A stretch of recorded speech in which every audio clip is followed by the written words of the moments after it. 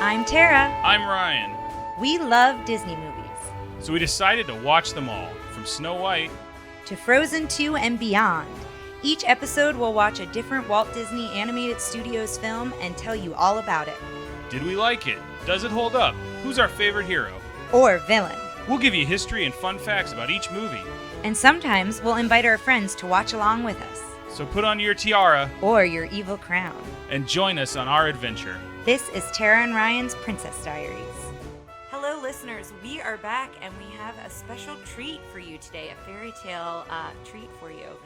It is a non-Disney movie. So we've been talking a lot about Don Bluth, his animation on Disney films, and then eventually how he started his own company and did a group of movies of his own. And so we had a poll on the Facebook page on which Don Bluth movie we should start with, and it was this one. Which I'm very glad it was this one, because it's his first big one. It's his one after coming out of Disney, so it seems like a good place to start. And it is The Secret of NIMH. Yes, we hadn't said the title yet. yet. Now, it's funny because I keep calling it The Rats of NIMH because it's based on a book, Mrs. Frisbee and the Rats of NIMH. Yes, and I've got some information on that. I've got the actual book right here. Oh, cool. And I read most of it. Great. And then kind of went, I don't want to read any more of this because I think it's so much like the movie for the most part. So it was 1982 when this came out, The Secret of NIMH. And it got a 93% on Rotten Tomatoes, so it's a very high score. It was based on the novel that Ryan mentioned, Mrs. Frisbee and the Rats of NIMH, and it was a 1971 children's book by Robert C. O'Brien, and the illustrations were by Nairberry Metal, I think is how you say his name. And it was inspired by the research of John B. Calhoun. And John B. Calhoun did research on the mouse and rat population dynamics at the National Institute of Mental Health from the 40s to the 60s. And NIMH stands for National Institute of Mental Health. Mm-hmm. So I found that kind of interesting. You haven't seen this movie? I don't believe so. So the characters, when I was doing some research, look familiar. So I don't know if it's one I've seen and I've forgotten I've seen, but if I've seen it once. But right. I don't have any specific memories of ever seeing it. It's interesting because I really like the world they create, because it's definitely, there's all sorts of different animal worlds that we've done in Disney where it's like, the animals are anthropomorphic, but the humans still exist. The humans don't exist. The animals are like the animals they are in our world, like Fox and Hound or Bambi. But this is kind of an interesting take on it, because it's like almost like it'll be interesting to see. Yeah. I'm really looking forward to it. And like I said, some of the characters look familiar, but I don't know if it's just I've seen posters and things like that, or if I had seen it at some point. But the main character, Mrs. Frisbee, was changed. Her name was changed to Mrs. Brisbee to avoid legal issues with the Wham-O company, which were the makers of Frisbee. Yes, we're seeing now. I think our Tron episode is actually going to come out after this, but spoiler, it's not really spoiler. It's lifting the curtain. We recorded it before we recorded this one. It's just funny to me that like Frisbees are such a big proponent of the last few movies. Yeah, in these years. Yeah. So apparently what happened was this change came late in the production. And so it was after they'd all recorded their dialogue, all the actors and actresses. So the change was made by the sound editors, who by hand carefully sliced the BR sound taken from other words spoken by actors and actresses into the FR sound on the magnetic dialogue tracks. That's interesting. I found that really interesting because that's a lot of work, but I think it was less work than having the actors re-record all the dialogue. This entire book, or this entire movie is... I watched a short documentary on how it was made, and it just feels so like they did it in his garage, and they were like... People were sleeping at the studio to get it done because it was such a labor of love to come out of Disney and do this. And that's something I want to talk about real quick, if that's okay. Is there something else we want to go into? I wanted to go into one more thing. In late 1982, Disney barred several theaters from booking NIMH as a double feature with Tron. And Disney said it was because they wanted it to be paired with another Disney film. But there were a lot of news articles that came out saying that it was kind of on purpose since Don Bluth left Disney to create this film. Well, Tron did not do nearly as well as Secret of NIMH. Secret of NIMH seems to, according to this list, may have been the 11th highest film that year. The three big movies of that year are E.T. the Extraterrestrial, Tootsie, and An Officer and a Gentleman. And the original budget for the film was $6.5 million, but it was reduced by the studio after the production started. And so Gary Goldman and other producers mortgaged their homes to raise an extra $700,000 needed to complete the movie. So in the end, the movie cost under $7 million, which was half of what Disney was spending at the time. In the interview I saw, that producer told that budget, and Don Bluth looked at him and said, "You never told me that." Oh, Don wow. Bluth was like, Had "Oh, no idea. Yeah. Had no clue." After all, this is somebody who went up against Disney. I remember as a kid, it was Disney and then these movies, and it was kind of the second tier, and that's just a huge thing. So that's part of the reason why we're talking about him and we're doing this movie. Well, so he's very connected with Disney because he was a Disney animator. Yes. Yeah. So he grew up in Utah. Okay. One of the things he said in his interview is that he didn't read a book till he went to college, cover to cover. He wow. was very illiterate. Whatever, but he got a job as an in-betweener. He loved Disney movies, and he would dream about them a whole way back. And he got a job as an in-betweener on Sleeping Beauty when he was 18. And it was like a part-time job. But then he left to go do a mission in Argentina and to attend Brigham Young. He was a Mormon, so that was his mission trip and everything. And in 1971, he came back and he did some part-time work again. In 1971, he was a full-time hire. So if you think about the difference between when he started and when he got full-time hired, Disney had changed a lot. Well, yeah, and I for some reason thought he was there much longer, but I guess he was there part-time and then left and came back, but as a full-time hire in 71, Rescuers was what, 77? Yes. So he was really only there for 6 years, which I guess is a good chunk of time, but yeah.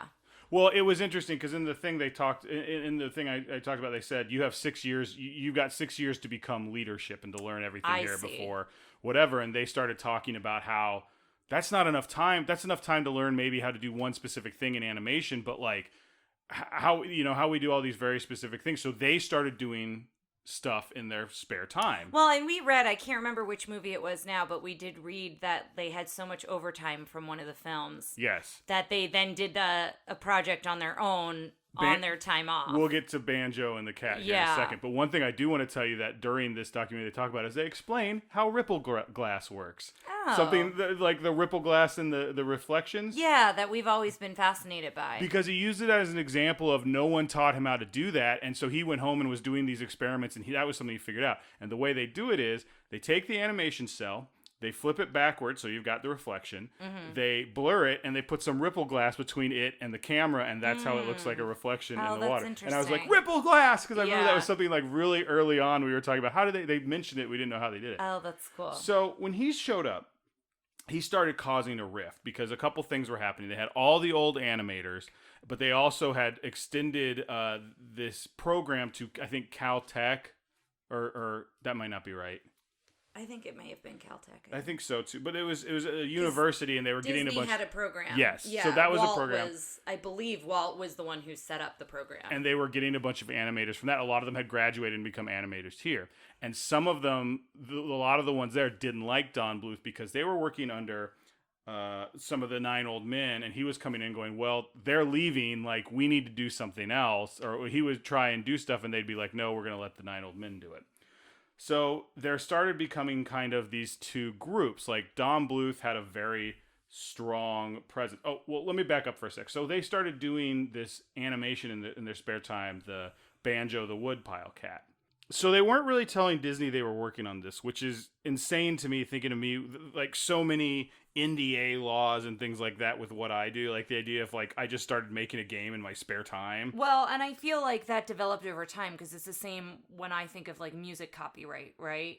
I feel like it's not the same thing, but it's similar where it's people were borrowing people's songs all the time because things weren't copyrighted, and then they developed then they developed those things, right? So I feel like NDAs probably came about because of things like this. Probably. Because of Don Bluth. This whole And story others.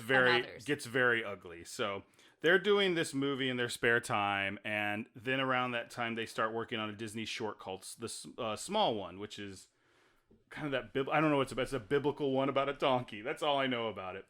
And then Eric Larson, who is one of the 9 old men, was supposed to be the director on it. They ended up giving it to Bluth, mostly because of his work on Pete's Dragon. And so you have half the group going, well, he's one of the 9 old men. He is actually like a big mentor to all the Caltech students. And so they were all under him, and they were starting to call themselves the Mouseketeers. Oh, interesting. And then there were all the ones who went, well, Bluth deserves it. He's worked, we need to pass the torch. We need to do this. And they were the Bluthies. And the studio splits. There's all these videos of people like Bluthy saying things like, look at, there's like a video where it's him showing these animation cells from Peter Pan. He's like, look at how good this looks. Oh, Peter Pan looks great. And then it cuts to that guy and he goes, we'll never make anything this good again. The old man. No, the new Bluthy guy. Like his whole group was like, Disney has lost its magic. We need to do this. And all the Mouseketeers were kind of like, this is fine. Don't worry about it.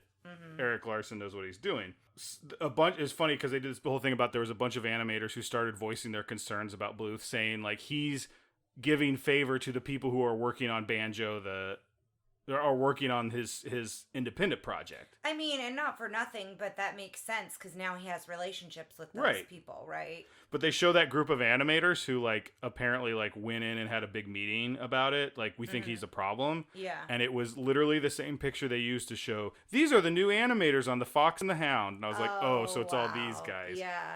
The Bluthies started referring to the animation studio as the Rat's Nest. Oh my goodness. They started all putting up like caricatures of other people and like cartoons in their spare time. They draw them and put them up around the studio, and they showed some of them where it's like Bluth being like, well, actually we should do this, and like them being like all the mouse. It was really, really just, it became a very toxic and very like environment catty and ugly. So the guy who's the producer, and I should have gotten his name, but the one who ended up being the producer on them reached out and was like, I think he might have still been at Disney. Gary? So he was one of the animators who left. But right. I don't know if he became a producer. There's 3 people who start the new studio. Don Bluth's like the big head of animation and like the forehead, but there's 2 other guys. And they start... I have their names. Do you want me to look at it? It's in my notes. We'll look at it in a sec when you're not on the ground doing stretches for your back. Which... Actually, this is more comfortable. So if you can pick me up, I might just lay here like this. Listeners, full disclosure, Tara's back is bothering her, so she will be doing the rest of this podcast laying on the floor because it's more comfortable than sitting in the couch. I'm dedicated, listeners. Do you have their 2 names? I do have their 2 names. So the 3 that left Disney originally was Don Bluth, John Pomeroy, and Gary Goldman. And Gary Goldman is the one who was one of the ones who mortgaged his house with the producers. Yes. I know he was an animator, but I didn't know if he became a producer when he went over to that company, because that's how it was kind of worded in the stuff I read. So the 3 of them start like kind of talking, and they start pulling people aside and being like, we're going to quit. You should come with us. And then... in 1979, on Don Bluth's 42nd birthday, those 3 guys handed in their resignation. And everyone was like, oh my gosh, that's kind of a big deal. But the next day, 11 animators gave notice. Well, and I read that eventually it was 20 other animators that eventually leave, and they're called the Disney defectors. Well, the 11 that put them all in the next day, the... Ron Miller, who is, I guess, in charge of the studio, goes, you have until noon to get off the premises. He was like, get out of here. Well, that's the case in your industry, right? Where do they have you leave same day? No. I mean, if people... No, if you're fired, or if you're fired, but yes. if you put in your notice, usually they'll give you 2 weeks. They'll give you as long as you ask, as long as... I mean, I think if they knew you were going to start another studio, like, immediately, because that's what I'm talking about with NDA and all that. That's the stuff you're not allowed to do, but I'm not... It's funny, because the thing I saw kind of made Ron Miller out to be a bad guy, and I'm like, oh, if 11 guys were like, we're leaving to go to this other studio, I'd be like, get out of here now before you start taking things with you. Like, well... So the reason I'm asking is because in the senior living industry, I'm not going to say the company I worked for, but I worked for a pretty big company starting out. And I remember when was the head of marketing, or she was like the next right under the head of marketing. And when she put in her notice, they asked her to leave same day because they didn't want her. So I was curious if they did that in your industry at all when it came to marketing, or if it came to certain departments to where it was like, we don't want you to be here for 2 weeks. We want you to leave. Like, good luck to you. But like I think they pay you for the notice you gave, but they don't want you in the building because you can take content, you can take leads, you can take connections, like that kind of thing with you. So they want you out as soon as possible. I've seen that happen. I've never had that happen to me. In my area, I was in the Washington, D.C. area, so it was pretty competitive. There were a lot of big senior living companies. And so I think, like, if I as an activities director was to leave, they would give me the 2 weeks. But from a marketing standpoint, that was really the only department that they were a little bit more intense with marketing than they were. In activities, as an activities director, you can give 2 more weeks of activities. Exactly. As a marketing person, there's nothing you're going to add in the next 2 weeks other than to take And stuff. so I was curious from your industry if that was true across the board, or if it was more for marketing, or if it really just depended on the company. I've seen... I think I've heard of a couple times them doing what you said, where they're like, well, why don't you just go ahead and not work anymore? But it's been pretty high ups. But like, for me as kind of a grunt, like I've given 3 weeks notice. Yeah. I've given less than 2 weeks notice because I was like, I got to get out of here. Yeah.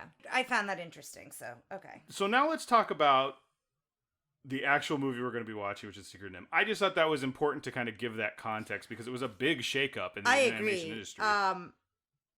The other thing I wanted to mention about this film, giving some facts of it, at the time of its release, it was the largest non-Disney animated film to be released. No question. No question, but I think nowadays, there's so many other companies, but it's interesting to think about. Back then, it was pretty much Disney and that was it. That was making these big productions, lots of money behind them. You know what I mean? So I just found that interesting to put that in perspective versus today. There's now lots of different companies that compete against one another. And it's interesting because we talked about how some of these movies are falling back under the Disney umbrella with the Fox purchase and everything. Yes. I don't think Secret of NIMH is one of them, but Anastasia. Which is interesting. So listeners, I have a couple more facts that I wanted to share. One thing to look out for is Evinrude is in the beginning, apparently. The dragonfly. Yeah, I read that Mr. Ages chases away the dragonfly at the start of the film, and that was Don Bluth's last Disney film, was The Rescuers. So I think that maybe was like a nod, like him chasing it away. Well, it's of like, yes. I think there could be something read into that a little bit. Well, it's also interesting because he pitched this movie to Disney. Yes. And they said, no, we just did a mouse movie. Well, I also read that they felt it was too dark. They felt the content was too dark, and they never thought it would be a commercial success, is what I read. It's a pretty dark film. Like, get ready. Well, and that's the other thing I wanted to mention, because that goes to the rating. They had hoped for a PG rating because they knew that the content had several intense scenes, and it was a maturity. The subject matter was more mature. Mm-hmm. And they were surprised when it was given a G rating. And apparently the creators felt that the rating may have hurt its success among older audiences. Yes. Because I think they wanted older audiences to be going to the theater to see it. And because of the G rating, I think that maybe turned some people away, which I found interesting. The other thing is, supposedly this is Don Bluth's favorite of all of his films, which makes sense because it's probably the biggest labor of love, because he's leaving a major company. He's going out on his own. You know what I mean? Like, it kind of makes sense that he probably has the strongest connection to this film. He directed it. He directed it, but he also wrote the story, did the storyboards himself, designed every character himself. He would come in, people would approve his script. He'd be like, he'd come in every 2 weeks apparently with more pages, and they'd be like, okay, this one's good. Let's keep going. We're gonna hand those out, and we'll keep going. This was definitely all him, start to finish. So I think this is a really good one to pick. Good job, Facebook page. Yeah. The other things I had mentioned here was the use of multi-plane cameras. They did a lot of that for scenes requiring depth. So those were used again. I feel like Disney were shying away from that, and he brought it kind of back in with this film. Well, when they left, Don Bluth said, "I'm resigning in the name of Walt Disney." He thought he was continuing that Sleeping Beauty type legacy, era. Yeah. There's a great picture I have that I'm going to post that it's a picture of Don Bluth, and it's something he did, I guess, for a promotional thing.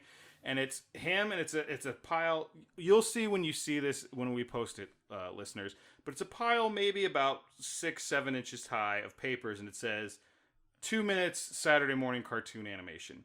And then it's Don Bluth, and then there's a picture, another pile that comes up to his eyeballs, and he says 2 minutes classical animation for movies. Wow, that's and it's great. just kind of like him comparing that. It's a great visual way to show that. They showed it for like a second in the thing, and I was like, I gotta find this picture, and I did find it. The other thing I wanted to mention here, and then I think we can dive into it unless you have anything else, is apparently there are more than 600 colors used in the film.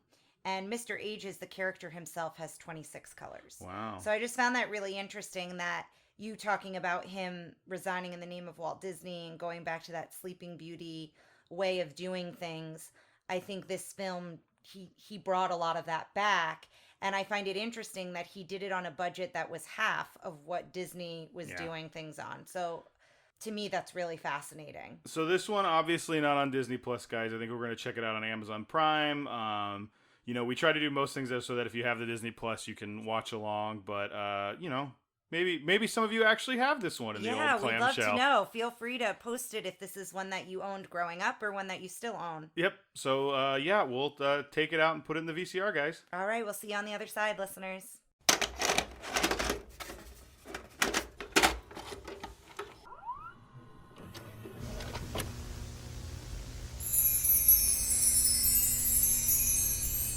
All right, listeners, we are back, and it is confirmed I've never seen that movie before. I liked it, but I definitely have not seen it.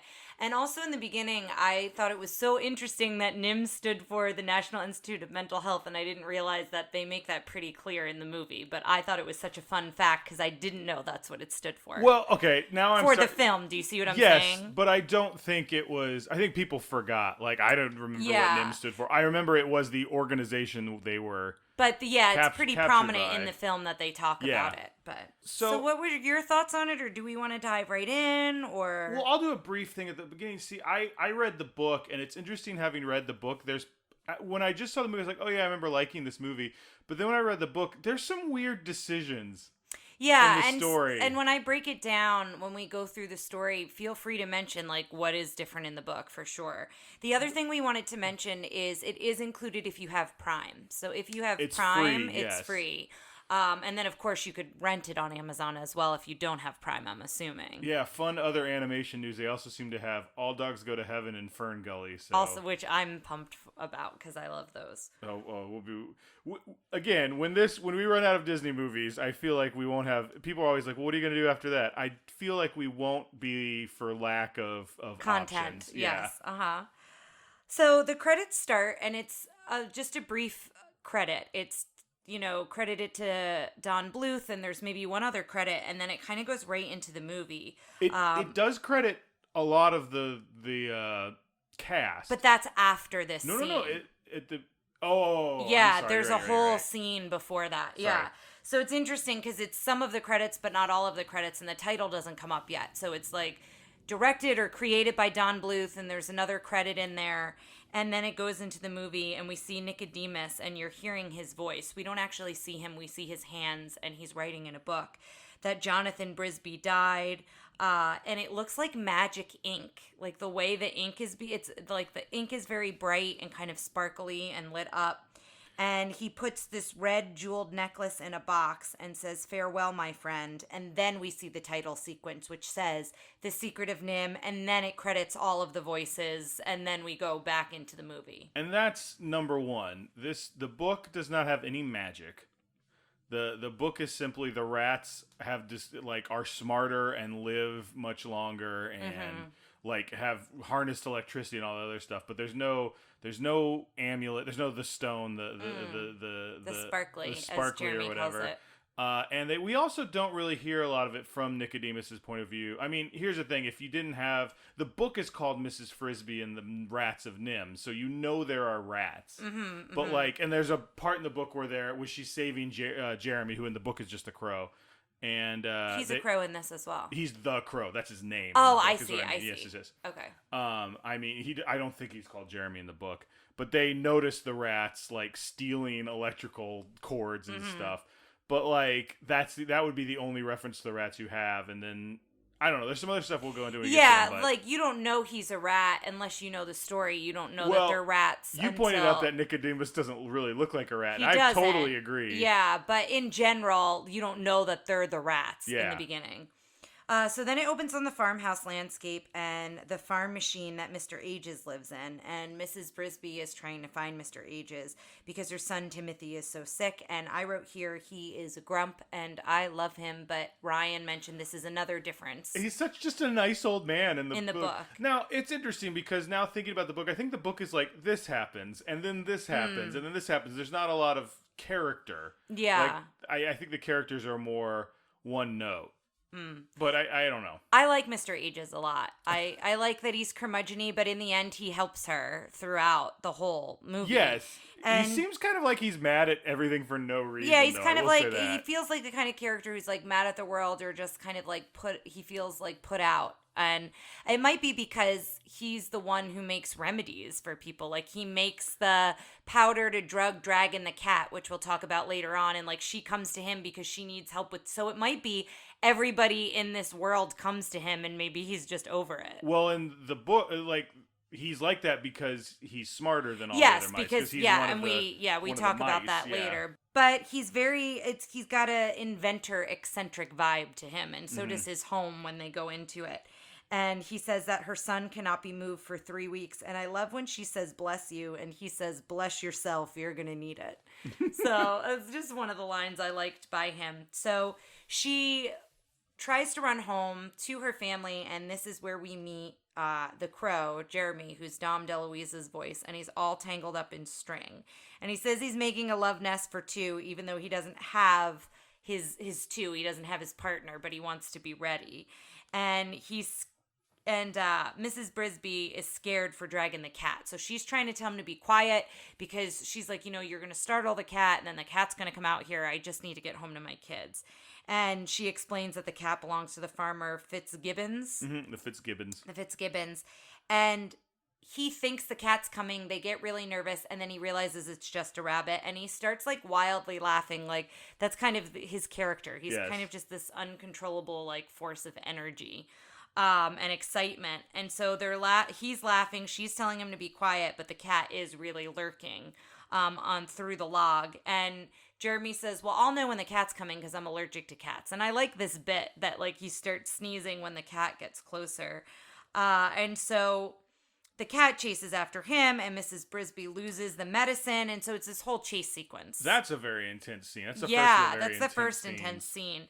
So she loses the medicine. She falls into the water. And then Jeremy comes back. And at this point, we don't know his name's Jeremy yet. But he comes back and starts talking about how great he was. And how good did I do against the cat? Like, he wants this validation from her. He basically is looking at her to be his partner in this moment, He's an extremely charming goofball. Like, yes, I like him. He's a problem, I do like him a lot.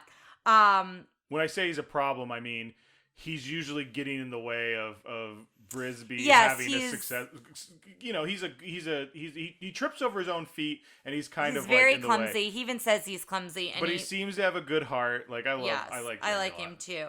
And he goes, you weren't bad yourself. And then he goes, nobody messes with Jeremy boy. And then he goes, oh, I see you dropped this. So she's crying at this point because she thinks she's lost the medicine. And then he like doesn't even know what it is. Well, but saw she dropped it. So he picked it up for her. When he sees her crying, he goes, don't worry, I'm fine. Yes. Yeah. That's right. And so then, they're talking and she's so thankful and she's like, okay, I have to go now. Goodbye. And he won't leave her alone. Mm-hmm. She keeps trying to say goodbye so she can get to her kids. And he wants her to teach him how to behave and how he can get a mate. And so he winds up following her home, at least part of the way. And he offers to take her home and she's afraid of heights. She doesn't want to fly.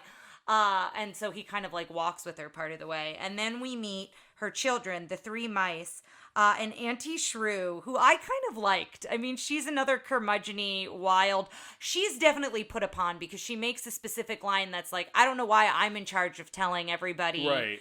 But she's also the type of busybody character where she wouldn't let anyone else be in charge. You know what I mean? She's the type of character that's like, I'm put upon that I have to do all these things, but I want to do all these things, and no one else can do all these things but me, kind of a character. She is barely in the book. And I don't think she's referred to as Auntie Shrew. It's just there's a point where Miss Frisbee is like reflecting, like she goes, "Oh, the ground's getting less frozen," and she like tells her, and that's it. And that's it. Like, Yeah. So while she's out. much more of a prominent character Yes. in the film. And so Auntie Shrew is looking for Miss Brisby to tell her this information, to tell her about the ground thawing. And we meet Cynthia, Martin, and Teresa, which are the other 3 children, besides Timothy, who's sick. Who seem a lot like the 3 rabbit children from Yeah, Robin a little Hood. bit. Yeah, and the Martin is very feisty, like the one rabbit is, and yeah. So Auntie Shrew is saying that they need to move soon, and Mrs. Brisby, is saying we can't move because Timothy's kind of explaining what Mr. Aegis said, and so she mixes up the powder, and that's when she gives it to Timothy. And Cynthia, who's the youngest of the mice, asks like very plainly, is he going to die? So this movie, I will say it here and we'll say it throughout, but this movie does deal with death in a very different way than Disney movies deal with death. So you might want to just be aware of that if you're watching it with kids. Some of it is in your face and some of it is a comment like this, like she's young enough, she doesn't know any better, so she's just asking kind of plainly the question, which I think kids do a lot when they're younger. They just matter-of-factly ask. I think you need to be good with your children seeing a solid PG movie if you want them to see this. Even though this is it's rated G, it should have been rated PG, I think, as well. But it might be one that I think you would want to view maybe before you have your children watch it. I don't know what you think. Yeah, absolutely. Because it is a more mature and darker content than what we've discussed, I think, up until this point, for the most part. If I was writing the little blurb, the thing when you turn it on Netflix that it says like PG for what I would say intense scenes, violence, and death talk. So then the only song in the film is Here while she's giving Timmy the medicine, and it's a sweet song as she's really looking after him. And then we cut to the farmer house, and this is where we see the rope go down the window, and we just see the rats. Oh no, that's an extension cord. Yes, but I will say to a person who's never seen it, I didn't really connect that till later when I find out that they're stealing electric from the farmer. To me, it just looked like they were escaping from the house. Like they were going down a rope. But it is an extension cord. They're stealing electricity from the farmer. So all the rats, they leave the house. They go into the rose bush, and the rose bush starts glowing all the colors because of the electricity. I will say that wasn't very clear to me. I thought the rats were magical, and that's why the colors were That's being what lit I'm up. saying, is it's like... So it wasn't very clear to me that it was electricity in that moment because, again, I didn't know the story. At that point, you don't know that the rats have become smarter and all of these things. There's a lot of artistic embellishment in what simply stealing electricity can do. Yeah. So we find out that NIMH called the farmer and that the rats have horrible diseases and... Well, they don't. But that's what NIMH is saying. That's what NIMH is telling. Yeah, because they want to get the rats back. Yeah. So that's what they say, and then that's all we kind of find out about that. And then the next morning, Mrs. Brisby's outside. She hears the tractor starting up, and this is another very scary, intense scene when the tractor starts going. And then you hear Auntie Shrew screaming, "The plow is here, run!" And so you've got all the creatures. It's very reminiscent of Bambi.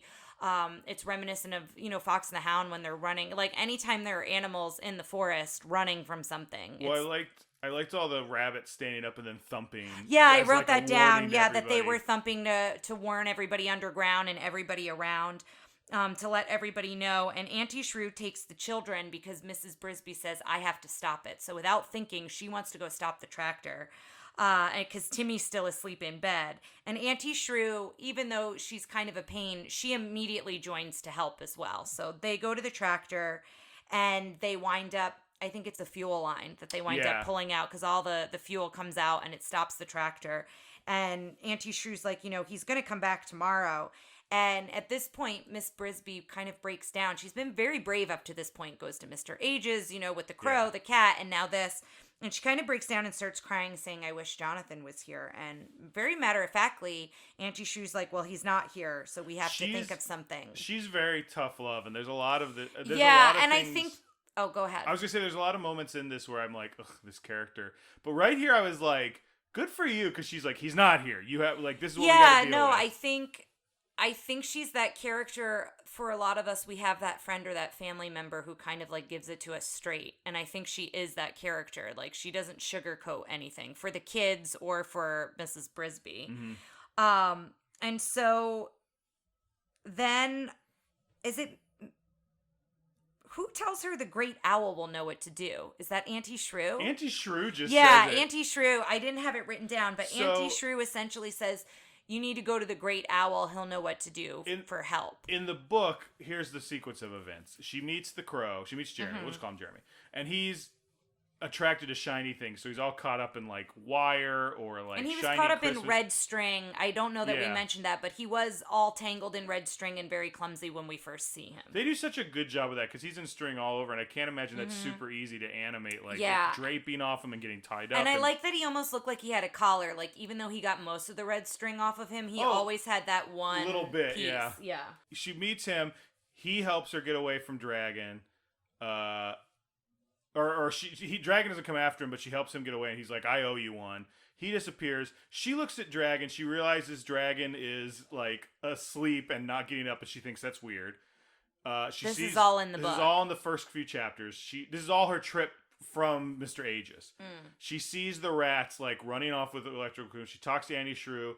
She hears the tractor, but then realizes he's just starting it to see if it'll run after all this time. Yeah. So there's not that whole sequence. And then that's when she goes, well, I have to go to see if Jeremy can help us. So she signals, she gets something shiny and like throws it in the air, and he comes down. She's like, can you help me? He's like, oh no, I have no idea how to help you. He's like, but the great owl is somebody who can. Oh, okay. So that's how it's and then different. he's like, I'll take you to him. Got it. He doesn't know him. He's like, oh yeah, he's scary as hell. But. Yeah.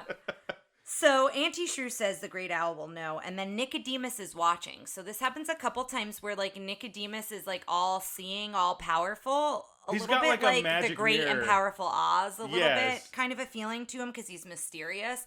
Because we still don't see his face here. We don't see his face until she meets him. Yes. So here's the problem I have with that is he keeps going, you must go to the owl and he'll tell you what to do. Dude, you know he's going to say, come to the rats. Like, why don't you send someone to go get her? Like, in the book, the rats don't know she exists.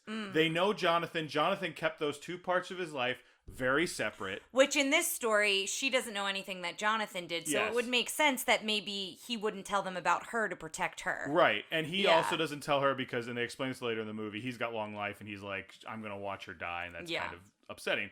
But, so when she shows up, they do the same thing. They're like, Miss Frisbee, and they're just like, we owe you, like, we owe your family. Like, there's no, like, weird, like, you have to talk to the owl first to come to us. Like, so that's kind of what we see. And then it cuts to Jeremy, who takes her to the great owl. And I loved this bit of design and animation where, because she mentioned she was afraid of heights earlier, and she's holding on to his foot, but she's kind of sitting on his foot in a way that, like, he's kind of cradling her. Well, she's on his back at first, and then he gets caught, and it looks like he's just like holding her. It looks like he's holding her with his foot, and I just like the way that they did that. That's how you want to fly in a big because I someday. feel like you feel safer that way. I don't know.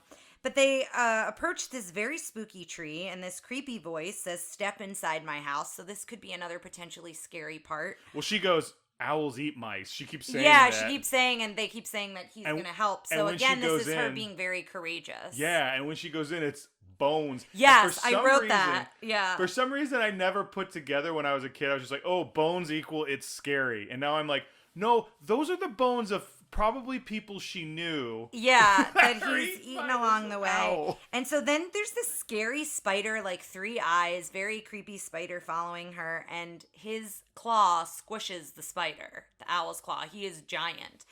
And I will say that scale is done really well in this film. Because he's way bigger than Jeremy. Yeah, he's way bigger than Jeremy, and like the scale of the humans, I think it's all proportional. I think they did a really good job with that. And he's huge, he's scary, he's got cobwebs all over him, his eyes are glowing and super bright. And did you miss the part when he starts off and his head's upside down and then he like I think you were writing notes. I might have been writing something down. So when he steps on it and they pan up to his head is 180 degrees upside down, and he goes. That's even and I was creepier. Like, and I kept kind of trying to look at you to be like. Yeah, I missed that. We may have to go back and watch it after that, but That's I remember that very distinctly as a kid being like. Yeah, it's very scary. And so the owl knows her husband's name, and she has no idea why everyone knows Jonathan's name. And he says, you need to go to the rats in the rose bush and ask for Nicodemus to move your house and to move it to the lee of the stone. to the other side of the stone where it'll be safe. Yes. And so then we go back to the farmhouse. It's the next day, and Jeremy's in the laundry. So the farmer's wife is like hanging up the laundry, and similar to how Lucifer in Cinderella is in like the sleeve of a blouse, Jeremy's in it, but he's even less elegant than Lucifer was. Lucifer kind of looked like a snake in it. Jeremy is all sorts of clumsy and weird in it, and it's funny. But he thinks he's in disguise, and she's trying to get into the rose bush. She's trying to find the door, and he's like, I'll keep lookout. And she's like, could you just be quiet? Like, you're going to wake. The cat is asleep. And that's when the farmer's wife says, this is the laziest cat and the sleepiest cat we've ever had. And we find out later it's because the mice and the rats have been drugging Dragon, so he'll stay asleep and not chase them. So this whole like back and forth with Jeremy in this blouse, and she then smooth talks Jeremy, and I love this part where she's like, "Someone." This scene so much. I did. Yes. Someone strong should be looking after the children, and she like puts her hands under her chin and she blinks her eyes, and that's not Mrs. Brisby. Yes. But she's using the moment to be like, if I can make it look like Jeremy is being like the strong man and is like protective of my family, you know, then he'll leave me alone and hopefully he will do some good with my family. Now, was there any particular reason you found the scene amusing? I mean, usually it's a trope, but I just like the way they did it here. But are you saying because of our relationship, yes, when I need you to like lift something? Especially now with my back. And I say, what do you need? And you big, say, strong man. Thank you. Anyway. So she goes into the rose bush. But she specifically, the rose bush, she specifically tells Jeremy, do not tell the children where I am. And spoiler, a little bit later, that's like the first thing. I thought that was going to like come back. It didn't But go it didn't anywhere. because he immediately tells them, but it doesn't go anywhere. I thought maybe they were going to come try to find her and they were going to be in trouble. But that actually goes nowhere. He ends that let's line. we'll get there, yeah. but I want to talk about one thing because she goes into the rose bush and it's again all this like embellished animation of like roses of like thorns closing up behind her. And even the door is like rigged in a way that like you wouldn't see it as a door, and then it kind of opens mysteriously. But that stuff all feels in line with the book's version of the rats being smart. But then there's like glowy lights and there's like electricity going between the thorns, and it just feels like I feel like the rats in the book have a better concept of electricity and how it works than the animators in this movie. Yeah, like it just feels like they're like electricity does whatever you want it to do, man. And I'm like, no, like but I don't know if like that's also the magic. I think that's the hard part is you can't really tease out the electricity from the magic in some parts, right? Because it has a very magical feel. Because I wrote here, it's dark and glowing and scary, but then all of a sudden it's bright and colorful. Then all of a sudden it's like she's in a whole nother world. Right. And that's another thing. That rose bush feels way bigger on the inside than it should be. It's like a TARDIS. Yeah. Yes, good reference. Thank you. So then we find out his name's Brutus. He's kind of like a protector. He's a guard. He winds up like shocking her like with his staff. And knocks her into the water so she can't go any further. In the book, there's this concept of the second generation rats. Oh, okay. And like Brutus is in it, and he's like, "No, I'm not letting you in. I don't know who you are." Yeah, and he doesn't have a line in it. He doesn't. I don't think say a single thing, and we don't see him again. And then, like in the movie, Mr. A just shows up and goes, "This is Mrs. Brisby," and he's like, "Oh, he's like, I don't know who that is," and they're like, "He's a younger rat," and that's why. That's so interesting. It's weird that they made him like this mini boss almost. Yeah, and so that's when Mr. Ages appears, and he's got a cast on his foot, and we find out later what happens, but as of right now, we don't know.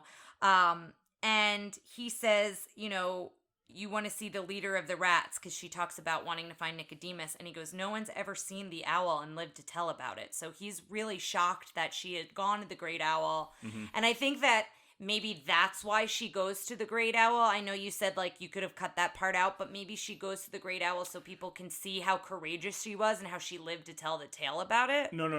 I'm not saying cut out the Great Owl part. I'm saying cut out the part where Nicodemus saying go to the Great Owl. Because I'm like, Fair enough. Why didn't you send? I blame Nicodemus in that moment for making her go to the Great Owl. Got it.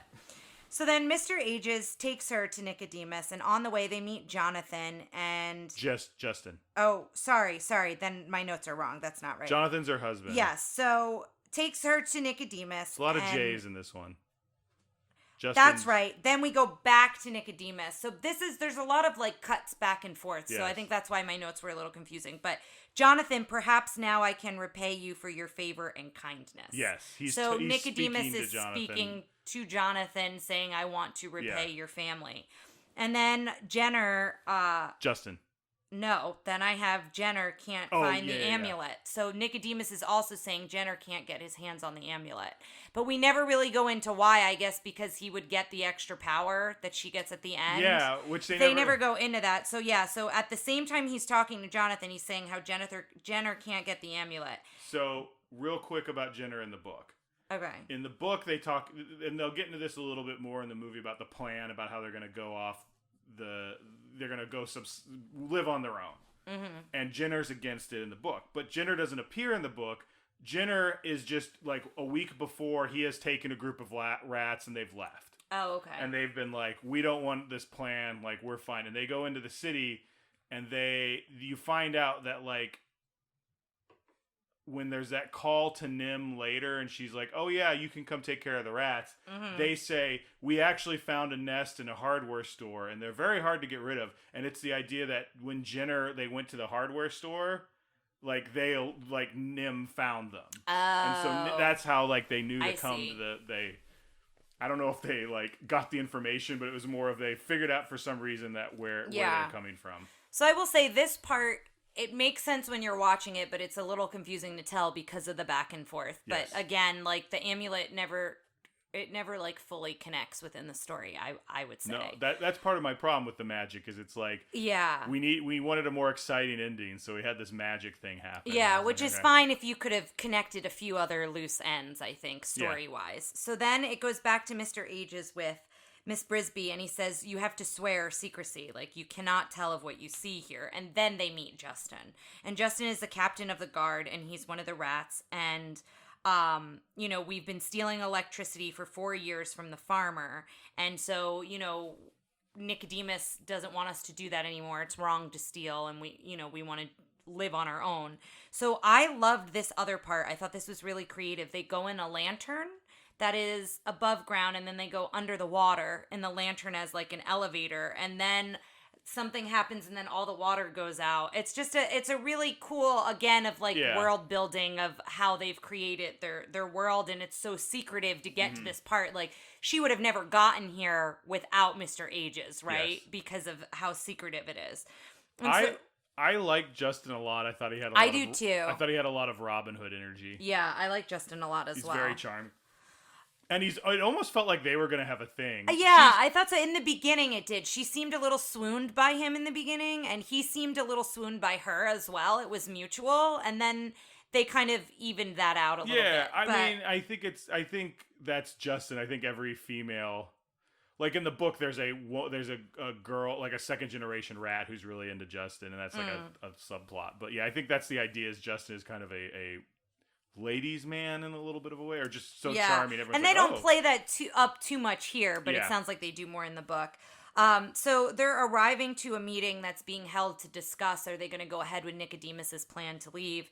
And Jenner, this is where we overhear Jenner wanting to take on the humans. He wants to fight the humans. He wants to stay put. He doesn't understand why they need to leave. I have an interesting fact about Jenner. Sure.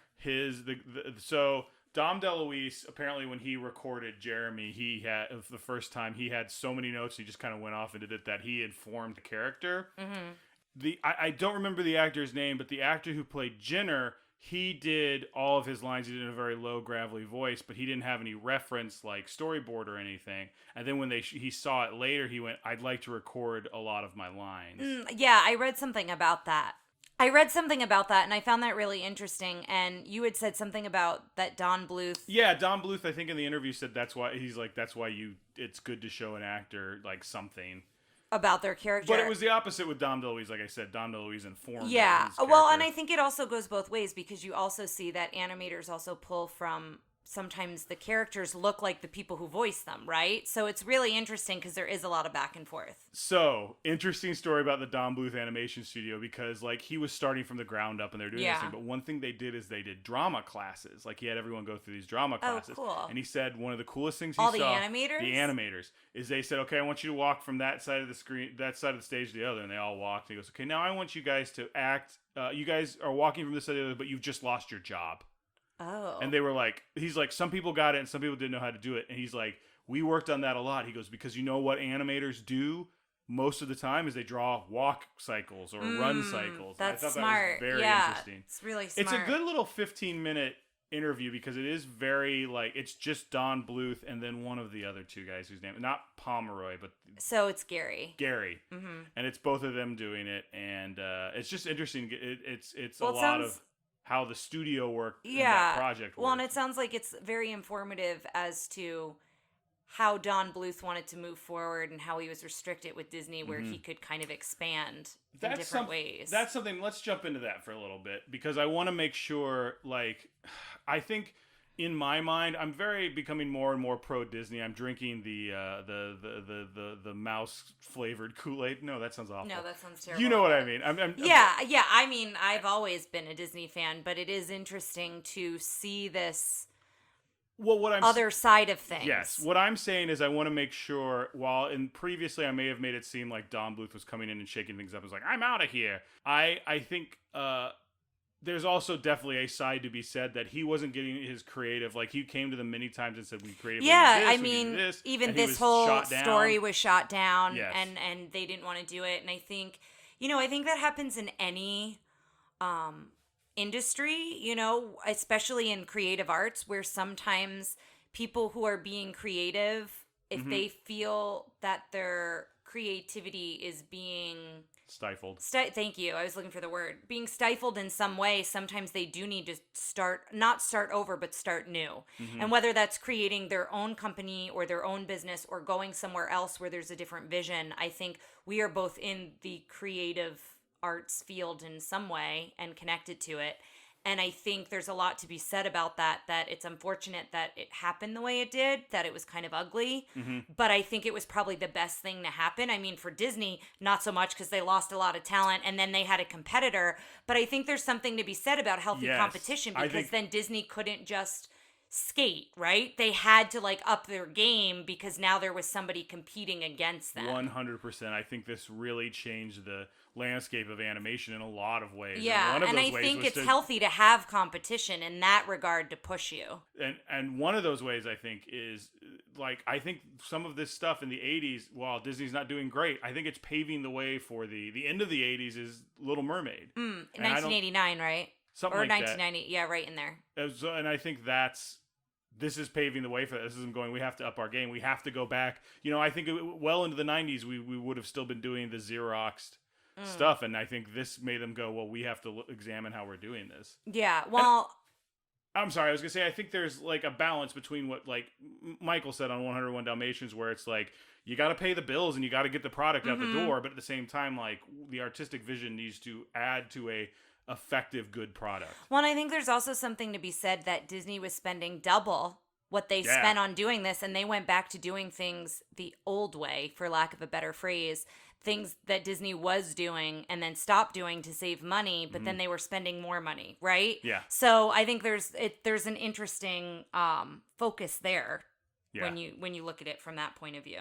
I also want to make sure, I know we have a lot of we have more and more animators and artistic people who are joining us and on the Facebook page and here, and I want to make sure that if there's any Don Bluth fans out there, they don't think I'm talking smack. I don't want I don't think it's perceived that way, but yeah, I think it was really respectable what he did. Even though it may have not been done in the best way, but it may have been the only way, right? We weren't there. I feel like a lot of times when people have creative differences and they separate, it's always, sometimes the story's painted one way, right? And described one way. And so I think he had to do that to advance his career, and obviously he made the right choice, right? So back to the story. As they're at the meeting and Jenner doesn't want to take Jenner wants to take on the humans. He doesn't want to leave. And they find out that Mrs. Brisby wants them to move her home. He then is like, well, we can use that to our benefit. So he tells his sidekick Sullivan to quiet down because Sullivan was like piping up, well, why would we help with that? And he's like, no, we'll use it to our benefit. And we find out why later. And so then it cuts to Blue String and Auntie Shrew, who has wrapped Jeremy up in all this blue string, and his mouth is tied, his feet are tied. And the kids wind up finding Jeremy, and they untie just his beak.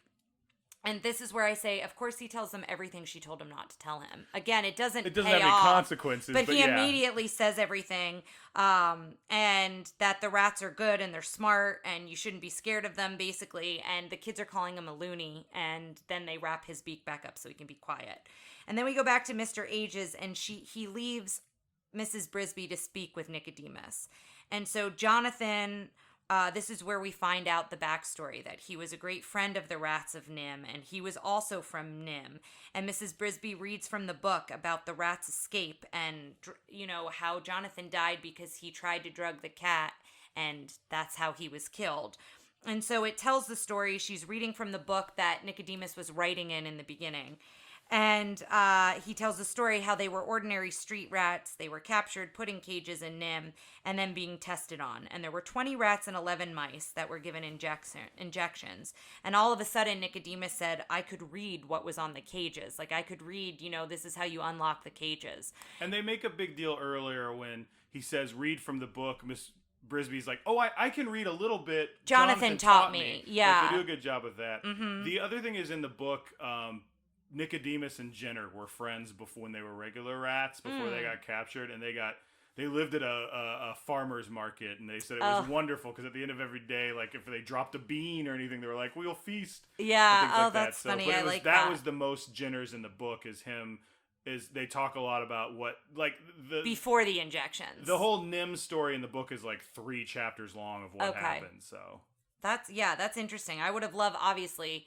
They had to cut something somewhere, but it would have been neat to see one thing they could have cut is the scene of 11 mice came with us. 9 of them were whisked away into the AC unit and died. I'm like, oh my God. I was just about to get there. So, literally my next note is they escaped through the ventilation system. Mice were blown away down dark air vents to their death. And it's such a scary scene. It's like... Yeah, it is a really intense scene. There's a lot of scenes that are like real quiet shots of the whole lab and not a lot of motion. This one is 9 mice just blowing past the screen. Is like, oh my God. Yeah, and he says, except Jonathan and Mr. Ages. So they're the only 2 of the 11 mice that live. And Jonathan winds up unlocking the main door for them to get out into the open. And then... this is where he gives her the amulet, and he says when it's worn by somebody with courage of the heart. And again, we don't really ever explain where the amulet came from. Like, was it Jonathan's that he came across at some point? Was it always Nicodemus's? Like, there's no backstory to this amulet. And then there's an inscription on the back that says, you can unlock any door if you only have the key. Like, just accept the amulet, accept magic. Yeah, so that's where, like, loose ends needed to be tied up in the story that weren't. And so then the injections, this is where we find out they slow the aging process, and that's why Jonathan didn't tell her. So I do like that he lets her know, look, he was trying to protect you. Like, this is why, because I think she says at one point, why didn't he tell me? And so he goes, tonight we're going to move your house. So now Jenner basically wants to take over with Nicodemus out of the way. Because he just doesn't want to leave the Rosebush. Yeah, and he doesn't see the he problem. Also wants to be in charge. And I don't think he sees the problem with stealing electricity. I don't see the problem with stealing electricity. Like, I think it's the idea of being self-sufficient. Like, I think in the book they push more of, like, we're going to grow past this. Because their point is they want to go to the thing and they want to farm. They want to do stuff that's, like, insane. But this was just like, we steal electricity. We can't do that. I'm like, why? Like, come on, man. Fight the man. Take the power. Well, I also am wondering if because they're more intelligent that they're now, like, we're better than... Not better than that, but, like, we can do more than that, so we should be pushing ourselves. And I agree with that when it comes to, like, we should go learn to farm and we should do this. But when it's just... we feel bad that we're raising the farmer's electric bill, which is something you never hear him go, like, the electric bill came in again, honey. It's so high. Like, they needed to do one of those scenes. That's true. So this is where we find out Jenner's plan, that when they move the Brisby house, Nicodemus will be there, because I guess Nicodemus never comes out of very rarely do they see Nicodemus, is kind of what I also gathered. think they can get away with this being an accident. Yes. And so he'll be out overseeing it, and they'll cut one of the strings when they're lifting the house, and it will crush his bones, is what he said, and he will die, I think is how it was said. And so then leave Justin to me. There was another little bit they said where Sullivan's like, do we really have to kill him? He's like, lost a taste for blood, huh? Yeah, Sullivan? They've driven the animal out of you. Mm-hmm. And I kind of wish they would have gone into that of like Jenner almost wanting like, we should be rats. Like we are rats. We should be rats. And, yeah. You know, I don't know. I thought nature cool. versus nurture, I guess. Well, like kind of I don't know primal that that's the right. Yeah. So then we find out that Mr. Aegis tried to drug Dragon. This is how his foot gets broken. Mm-hmm. This is why he's in a cast. And so they're trying to figure out the plan, and they don't want to be stealing anymore, and, you know, they don't want to live as rats, and they know too much. So this is where we find out all those parts of the story. And this is then Mrs. Brisby volunteers to try and drug Dragon for the rats. And you said in the book it's a bigger deal. Well, in this one, she just goes, I'll do it. And they're like, okay. But there's no reason why she should have to do it. Like, Justin's even like, you don't have to do it. Yeah. In the book, it's, we need a mouse to do it because we need someone small. That's why Jonathan had been doing it for years. That's why Mr. Aegis, they tried to get him to do it. I keep thinking it's Mr. Ageist, like someone who's against older people. So then we see Jeremy, who's hiding and then distracted by her amulet, which he calls a sparkly. And he gets a little creepy here, being like, I want a sparkly. He's like mesmerized by it, and then like shakes himself out of it. And she gives Jeremy the task to go get all the string you have. Spoiler, none of that string helps because he comes like a day too late. But it gives him something to do, and that might have been why she told him to go do it. I feel like once they got Dom DeLuise, they just wanted this character in the book or in the movie a little more. Yeah. So then Mrs. Brisby goes to poison or drug the cat, and she leaves her cape and the amulet with Justin, so it won't get caught on anything. And I thought that was going to go somewhere, and it didn't. Like, I was like, oh, maybe that's how Jenner steals the amulet, because I was thinking the amulet would play like a greater part, and it didn't. But she gets the powder to drug him, and then she does it. The cat's out. The farmer's wife is about to let the cat in to eat. And then the boy Billy, who we didn't know the farmer had a son until this moment, the boy Billy captures her and then begs his mom to keep the mouse. He wants to keep it. And Justin leaves her and says, I'll have to come back for her later. And I really didn't like that because it didn't fit. Justin's character to me would have immediately tried to help her. And he didn't say, I'm going to get help. He just said, I'll have to come back for her later, which I just thought was a weird choice of words. I think he has to go move the house now, but they don't tell us that. Yeah. We don't really establish that she's safe. Yeah. Like, I think if in maybe that moment, we don't know. If they'd been like, well, we'll put her in this cage and we'll deal with it in the morning. But we if don't he was know like, that. I have to go. Like, that's the thing is he just goes, well, see you later. Yeah. And so that was the one moment where it was like, oh, like I had a pretty strong reaction to that. Also because I didn't feel that character would have done that. Yeah. Because he was very protective of her up to this point. So then we go back to Auntie Shrew, who's watching the children, and I think she's bathing them. Bubbles. No, I think she was doing laundry. Or laundry, yeah. Which, again, it's hard for me to see that the rats are so much more intelligent than everyone else, where everyone else, like, does things like laundry and, like, has clothes. Like, you know what I'm saying? Yeah. It seems like they're advanced. And maybe it's Jonathan. Maybe... You're already starting from animals that are more advanced than we know animals to be. So then to have like another step above that is hard to But my understand. question is, was Jonathan's influences why they're more advanced? Well, I don't know. Did he infect the shrew? I guess when they show all the other animals in the field, none of them have clothes. Yeah, and if they... I don't know. It's an interesting thing to think about. So she says she's scared of the rats, and she doesn't like the rats, so Auntie Shrew is kind of talking about this. And then we go to the farmer's house, and Nim... this is where we see that Mrs. Brisby was kept as a pet, but in a bird cage. So the boy kept her in this bird cage, and she overhears that the farmer's on the phone with Nim, and he goes, oh, yeah, I don't care what you do with them. I'd love to get them out of here. You can bulldoze the rats, like bulldoze the rose bush, whatever. Mm-hmm. She finds out they're coming in the morning, so now she's, like, desperate to get to her kids, desperate to get to them to tell them, like, the plan of Nim. So she's trying to escape this bird cage. And I do think it's really smart how she gets out. The water tray...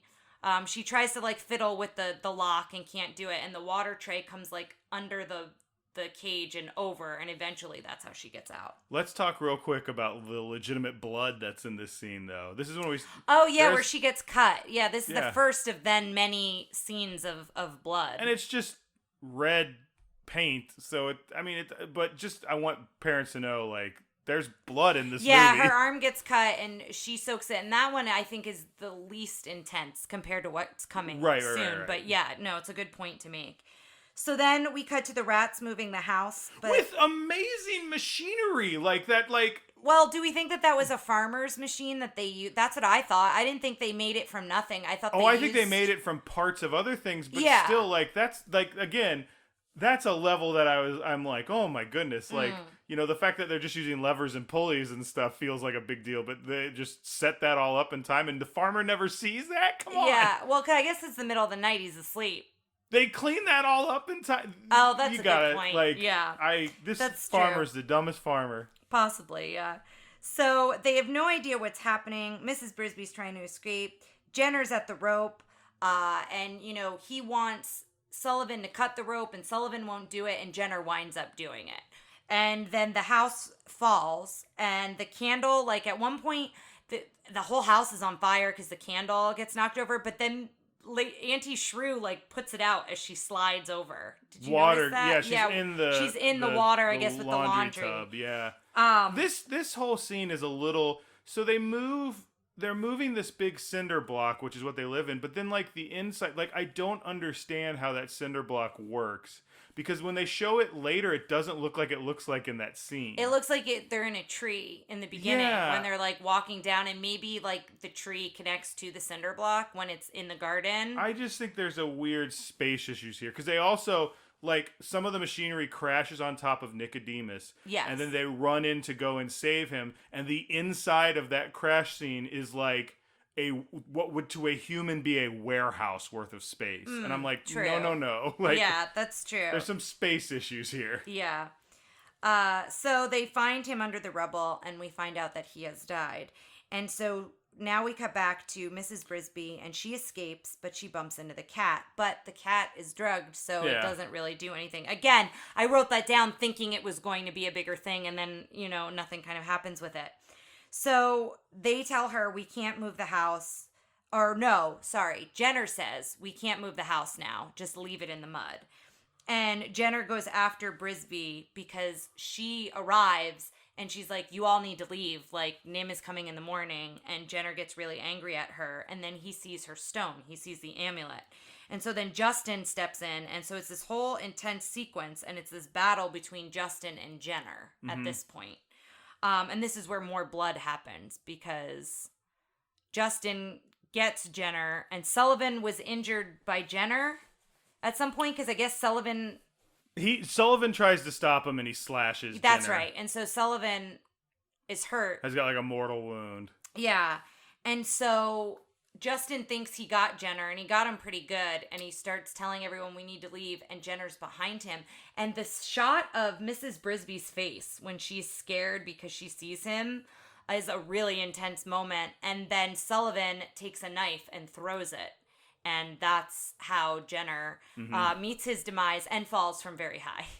Yes. As the knife is thrown into him. I think it was a real good redemption story for Sullivan, though. It was, yeah. It was a good redemption story. I liked him being like, I don't want to do... Like, I feel like I've seen other, like, bad guys, henchmen be like, I don't want to do this, and then they don't really do anything. It doesn't go anywhere, yeah.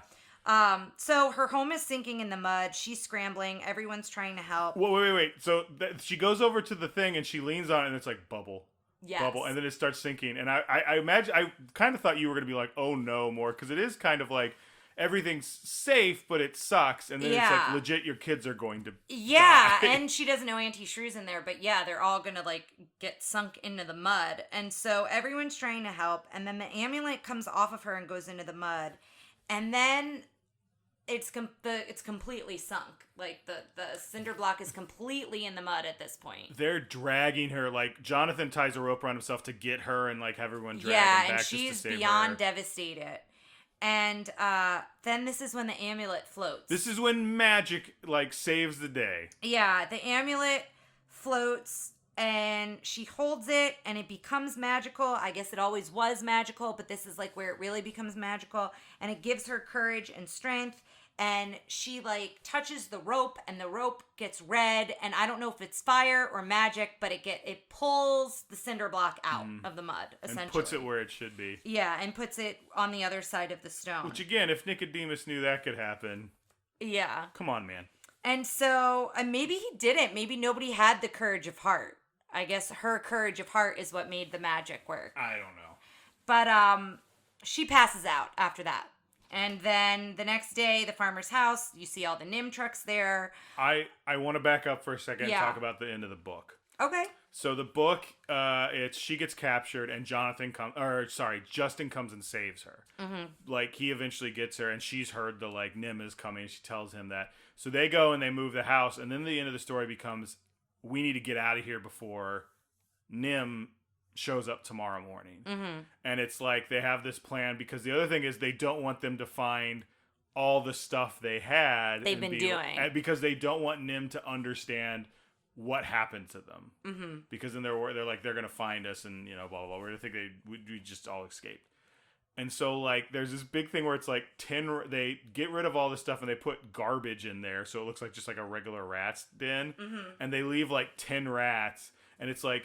And then the NIMH drops poison in there. 8 rats survived. It's like, why do we always have to do this? But they get away. Yeah. Now, there also are 2 other books that came out after that, written by his daughter after the movie came out. Oh, interesting. About, like, Timmy going to find the rats to live with them because he's found that he's more intelligent than typical. So, it's stuff like that. But anyway. Yeah. Well, that's interesting. And then Jenner, I guess, doesn't really play a part in Jenner the dies. Jenner is when they assume Jenner's dead because I think he is because he left. That's right. In the book, he leaves with a group. I think in the second book, they find Jenner's son meets up with Timmy, and they're trying to get to the thorn bush or whatever it was. The rose bush. No, the place where they go. Oh, it's Thorny like something. Thorny Hill or something like that, which sounds like a retirement community. Yeah. So we see all the trucks in NIMH. Timmy is feeling better. And then Jeremy flies in with all the string. And he realizes that the house has already been moved. And then he gets knocked over by a female crow. And then, they're giggling and laughing together. And she's also clumsy. And then he comes and asks for the sparkly from, Mrs. Brisby. And she's like, I don't have it anymore. I gave it to Justin. And she goes, why don't you be athletic instead? And he goes, yeah, women love someone who's athletic. And then he goes back in, and then we find out that the rats went to Thorn Valley. That's what it was. Yeah. Thorn Valley, and then the crows fly away, attached in string into the sunset. So it's kind of a very quick wrap-up ending. So Miss Wright, as she was billed in it, the Lady Crow is Edie McClurg, who was the secretary of the principal in Ferris Bueller. Oh, okay. You know her. As soon as, Every time you see her, I think you go, oh, it's that lady. Mm-hmm. But yeah. So let's do our questions. First off, how was the princess? Which I kept thinking about wanting to talk about, but we never really did. But I really liked Mrs. Brisby. I like Mrs. Brisby a lot. I liked that. Even though I felt it was out of character for Justin. I know, it's real hard. Yeah, a lot of J's. For Justin to not save her in that moment when she's captured in the house, I like that she saves herself. Mm-hmm. She's very independent. She's very fiercely protective of her children. She's very, has that motherly instinct. But she's also very frail. But she's petite. because she's a mouse. Well, the reason I specifically say frail is because Don Bluth said he wanted to design her that way. Because he wanted you as the audience to go, there's no way she can do all this stuff. So that when she does do it, like, it's kind of a surprise and it's kind of, exciting. Yeah. I really liked her a lot, and I think she has a lot of agency, which I know is a question we asked later on, but I liked her character a lot. Yeah. How was the prince? Maybe Justin was the prince? I guess Justin, and I liked Justin. I had that one moment I didn't care for, but that was a line that was written for him that I think just needed to be reworded differently. But I did like Justin overall. I think I liked that they didn't end up becoming love interests. I agree. Yeah, I like that in the end we just see her with her family, and Justin has gone away. How were the sidekicks? You loved Jeremy. I love Jeremy. I love Mr. Aegis a lot, too. I really liked him a lot as well. It's fun hearing you say I love Jeremy because it sounds like you're shouting out to your friend. And I do love Jeremy as well. Hey, Jeremy, know you listen.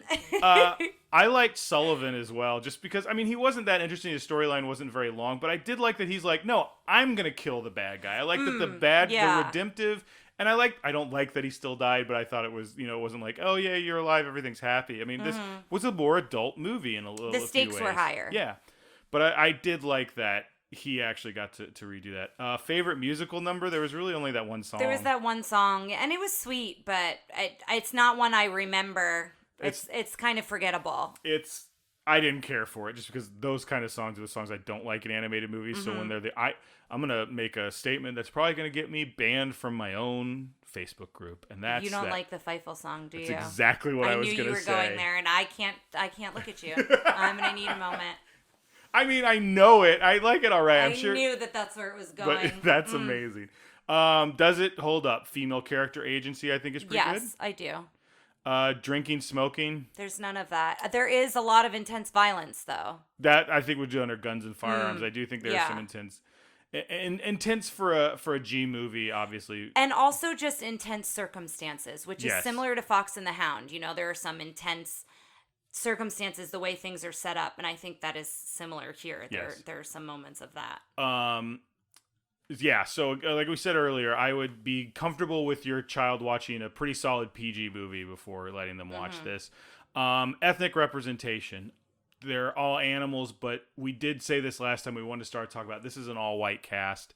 As far as the voices go and the actors and actors. As far as the voices go, I will say that from what I saw in my... what I saw in my study, this is an all-white production studio too. So it's something that I think we need to start calling out and just saying, I'm looking forward, and I think it's going to be a little while, but I'm looking forward to the day when we start getting those more diverse voices. When it shifts. Yes. Yeah. Which, stuff with Coco and I almost said Naomi. That's not her name. What's her name? Moana. What was I think is like I don't know. Naomi Princess and the Frog. Yes. And hopefully we'll be surprised and there'll be ones before those, but those are obviously the first ones to come to mind. Let's do the villains thing. Frightening. I'm giving him a 4. I thought he was very frightening. He's also a lot taller than a lot of the other rats, so he has like this menacing, going from like height perspective, and he's got like these really broad shoulders. I'll give him a 4 as well. I mean more from just like his plan is we're gonna kill Nicodemus. We're gonna crush his bones. He's sinister, funny. I almost thought about giving him a 2. I'm giving him a 1. I'm giving him a 1. Yeah, the more I thought about it, the more I was like, no, I was thinking the part where he's like Mrs. Brisby and but I don't even think that's that funny. Fierce, I think he's got a little cape drama. I mostly think he's got good cape drama because there was a thing in the documentary about them doing. Apparently, they shot lots and lots of videos of people with capes.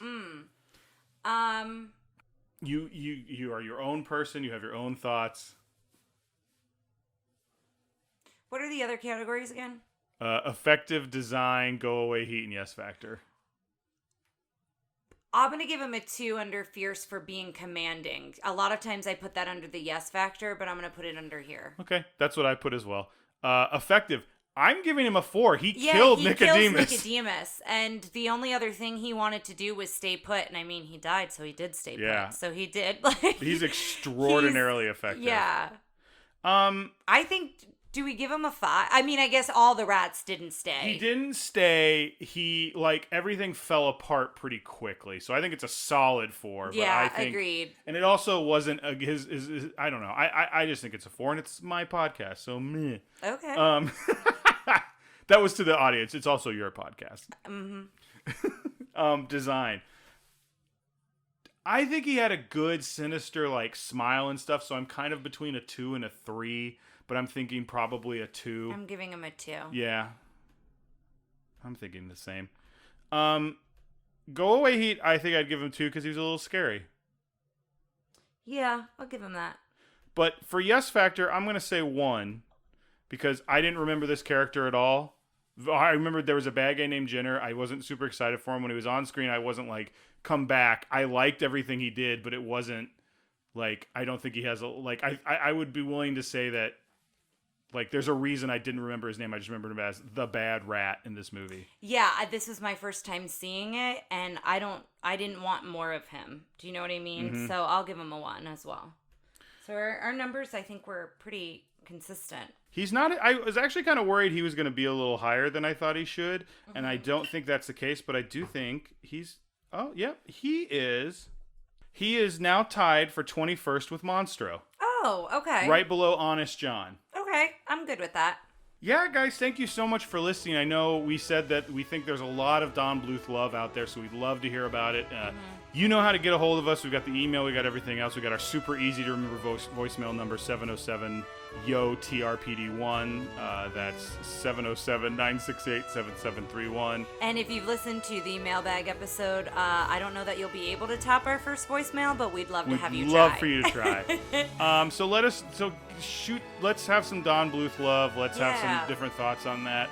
Our next movie will be The Black Cauldron with a very special guest. Anything else you want to add before we go? I think that's it, and I'm also looking forward to doing more Don Bluth films, so we may incorporate more, we may wait, but I think I'm glad we paid tribute to him.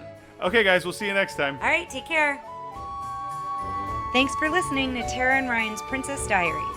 If you want to tell us your favorite Disney villain and why it's guest on, send us an email at trprincessdiaries@gmail.com. Or you can send a tweet about how great Maleficent is to @TRPDiaries. Check out our Facebook group by searching for Tara and Ryan's Princess Diaries. Tara and Ryan's Princess Diaries are available on iTunes, Stitcher, Spotify, Overcast, and many more. Wherever you hear us, please be our knight in shining armor and give us a 5-star review. Thanks again, and until next time, remember to always live happily ever after.